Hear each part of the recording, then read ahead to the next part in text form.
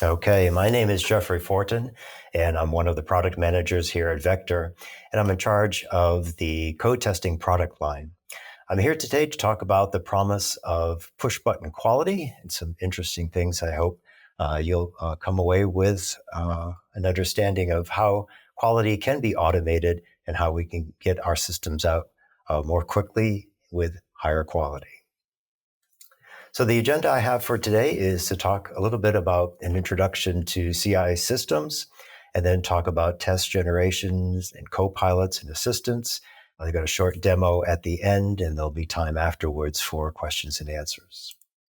So on this first screen, what I'm showing is just a generic example of how a CI workflow would work. Here it's showing a code check-in, but the same process could be used for testing as well. And with testing, what we want to do is we want our developers to be doing the test or creating the tests over here on their desktops. And then they're going to check that into some type of a CI system.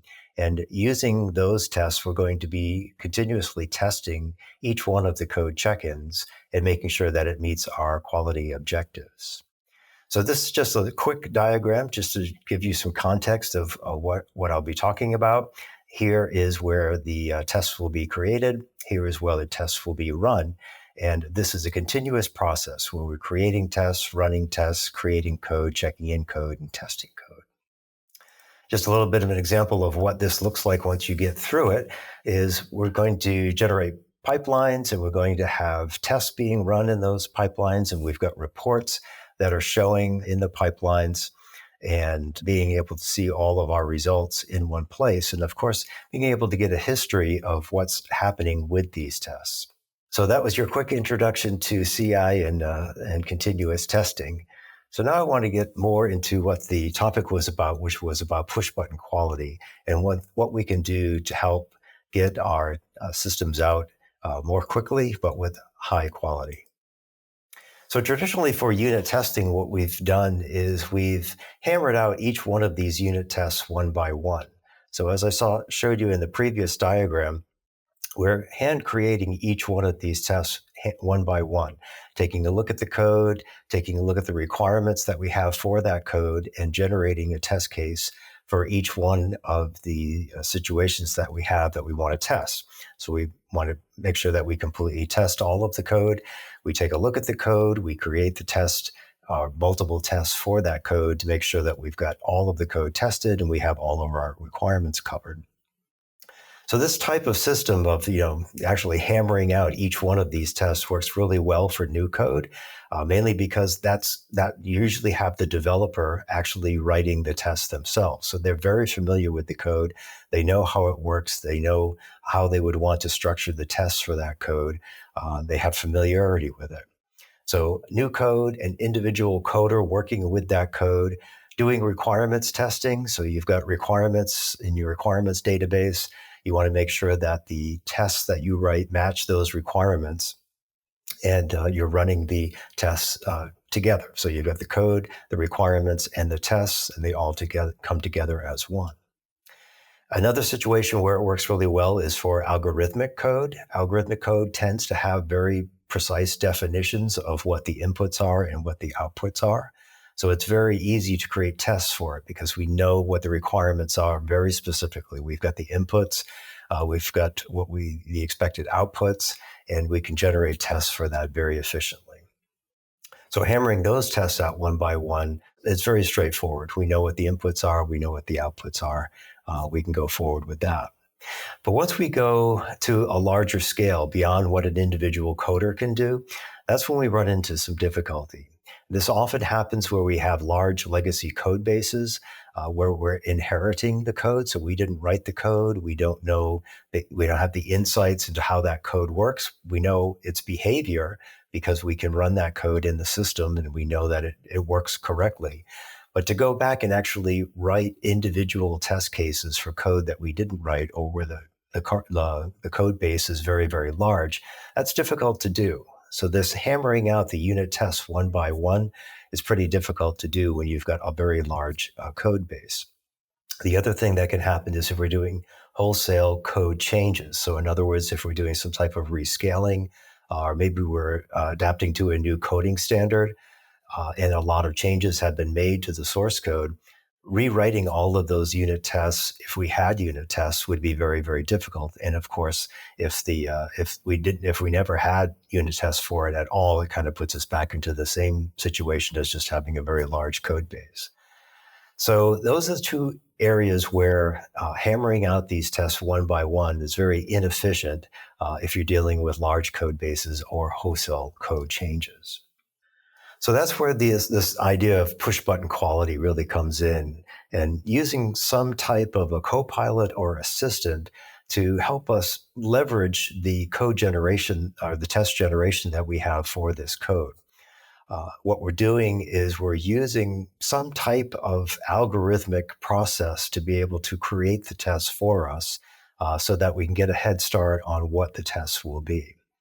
So when we have these large code bases or where we're doing wholesale changes to the code, maybe because of refactoring or new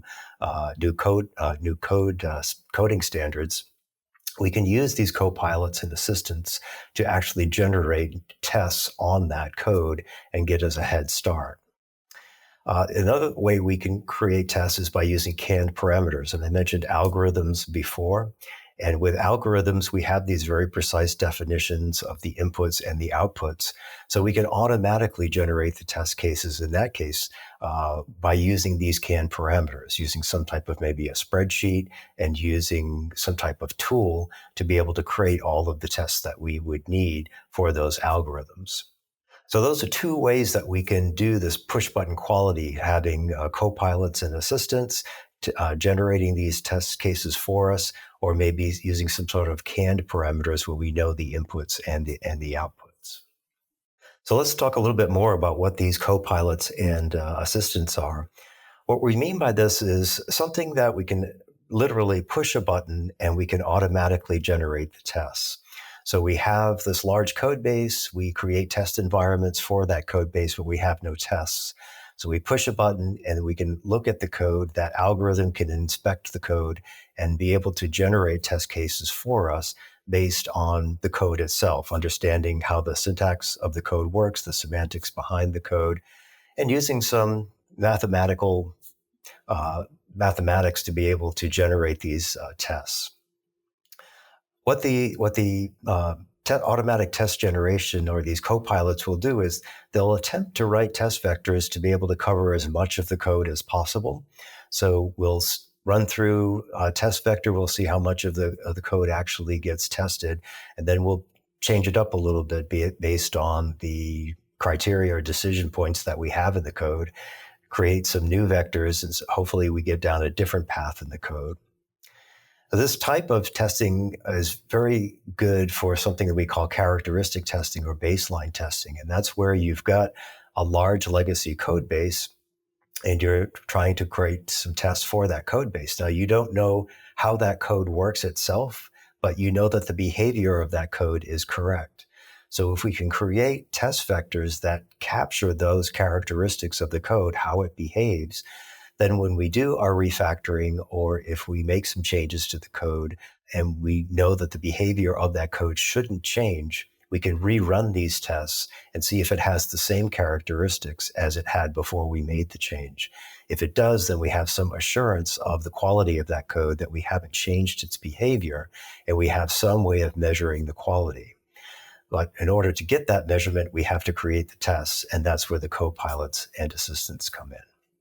So automatic test generation assistants, as I mentioned before, these things work really great where you're working at scale. So you have a very large code base. You need to generate test cases for all of that code. And doing that hand work, forging it one by one, doing the blacksmith approach is just not going to work. It will take too much time to do all of that. So we'd like to be able to create some tests automatically by using these assistants. Refactoring the code's another place where it comes into play there. We don't want to change the behavior of the code. It's just the structure of the code that we're changing. So not the behavior, just how the code looks. But we need to have some way of inspecting that code before we make the changes so we know what the behavior is. Then we can change the code, rerun the tests, and make sure that the code is doing the same thing. We also might be porting code. So maybe we had code that was written for one particular hardware target. The code worked just fine, but now we need to use a different compiler or have a different machine that we're pointing that code towards, or having a different target for that code.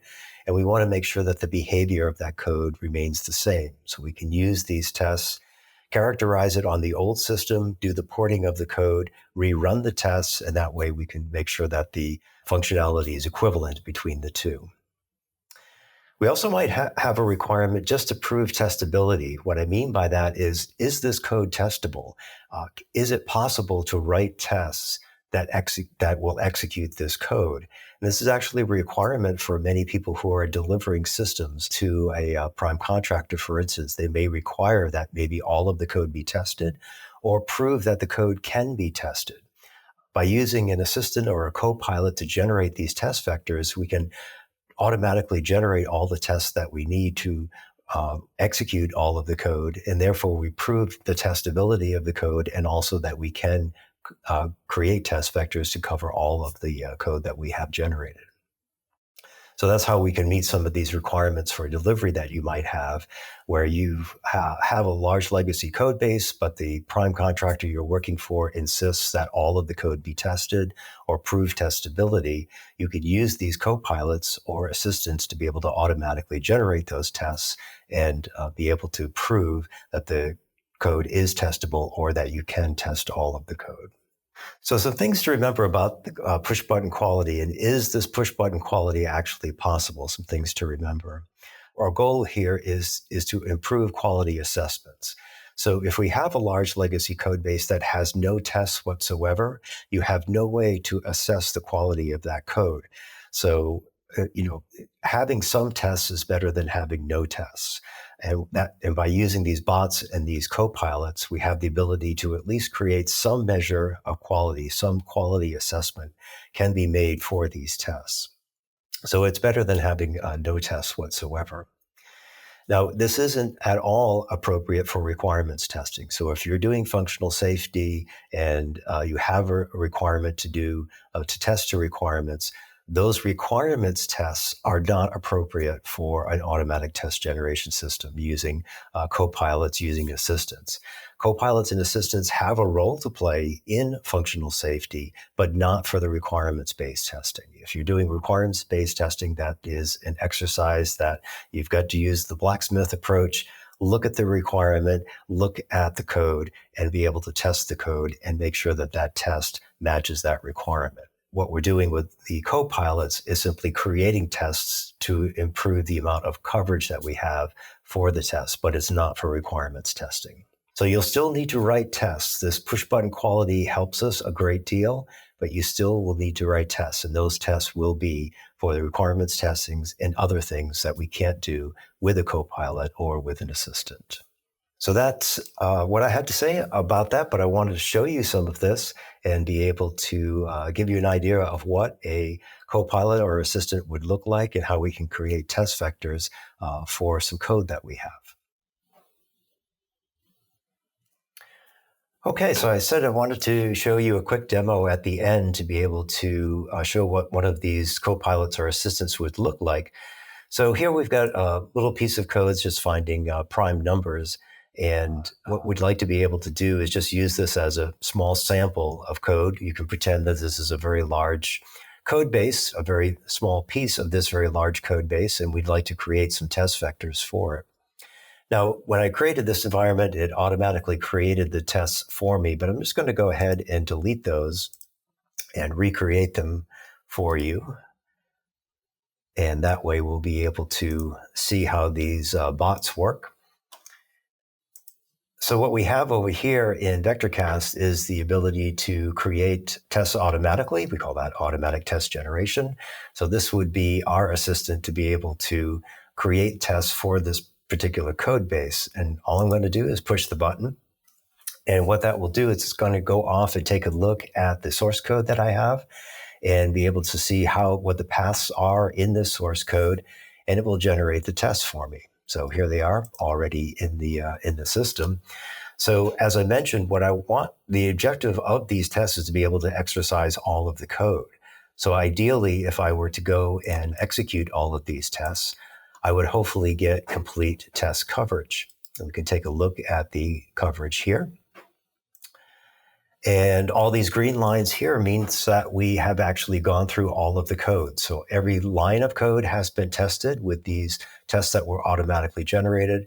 And you'll notice the true and false flags. So we have both the true and false sides of all of these conditionals that were also executed.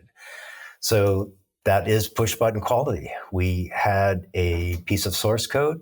We wanted to be able to test all of that code, prove its testability, and test all of the code. We pushed a button. It generated the test cases for us. We executed those test cases, and it resulted in complete coverage of this particular unit under test. So imagine going through this with all of the code base. Here, I'm doing it interactively one by one, but a script can be written so that each one of the testing environments can have all of their tests created individually. And so that you get some flavor of that, I'm going to actually show you another type of automatic test generation. And then I'll be able to rerun this again. And this is rerunning that demo setup that I had already done when I started this demo.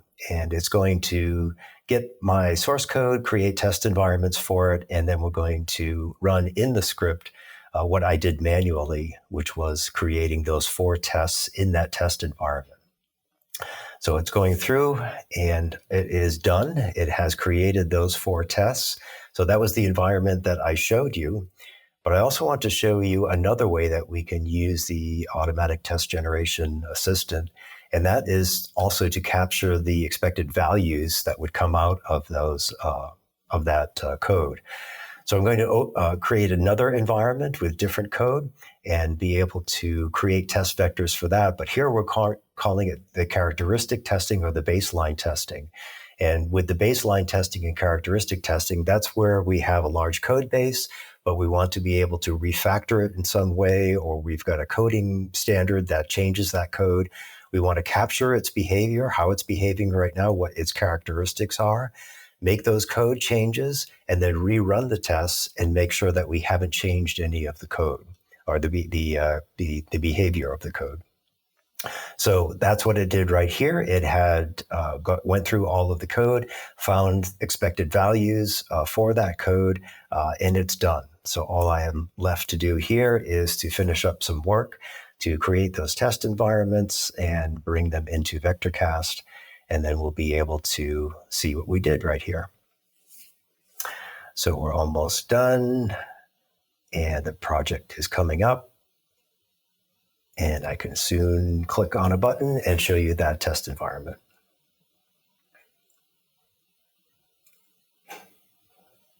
What it's doing now is it's just taking those 2 test environments that we created and putting it into a project for us. So now we have that project open, and this is the test environment we had before. This is the baselining one that I wanted to show you now.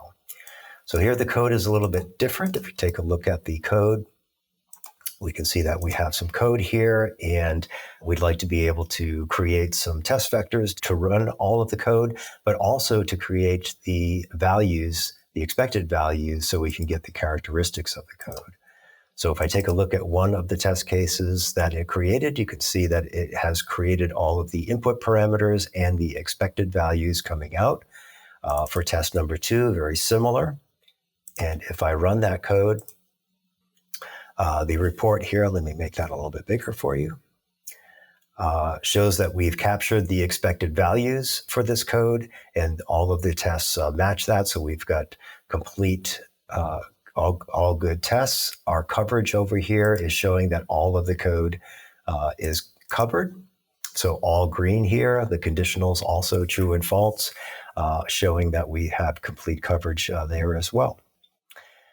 So that's how we use bots within VectorCast, or co-pilots or assistants, whatever you want to call it. We call it automatic test generation, and it's push button quality. It allows us to get some tests in areas where we wouldn't normally be able to do that because the code base is too large, or we have to do, we're just not familiar with the code. It's a legacy code base.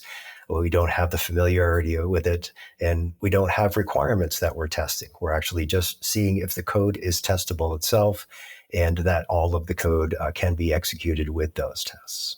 So that concludes the presentation. I look forward to your questions, and thank you for joining me for the session today.